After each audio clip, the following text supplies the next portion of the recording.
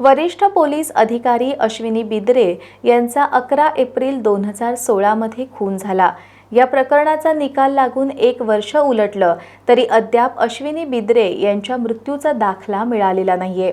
शासनाच्या या अनास्थेबाबत नाराजी व्यक्त करत राष्ट्रपतींनी आपल्याला इच्छामरणाची परवानगी द्यावी अशी मागणी मयत अश्विनी बिद्रे यांचे पती राजू गोरे यांनी केली आहे।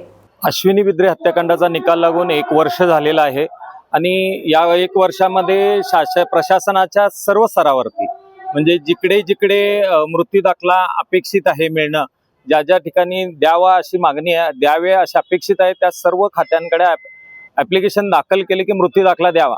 प्रामुख्याने पोलीस खात्यानं त्यांच्याच खात्याचे महिला पोलीस अधिकारी असल्यामुळे ती दाखला त्यांनीही उपलब्ध करून द्यावा आणि तिच्या मृत्यूनंतर मिळणारे लाभ सगळे द्यावे यासाठी ॲप्लिकेशन दाखल केलं होतं। पण ह्या सगळ्या शासन स्तरावरती न सुनावणी घेता सगळे अर्ज निकाली काढले व या वरती शासनाच्या भूमिकेचा असा विषय आहे की ही जर जन्ममृत्यू नोंद जर नाकारली तर पूर्वी सत्र न्यायालयाला जायची प्रोव्हिजन होती, पण ती राज्य शासनाने काढून जिल्हाधिकाऱ्यांना दिलेल्यामुळं ह्याची अपील माननीय उच्च न्यायालयात करावे लागते। त्यामुळे मी ते केलेलं नाही।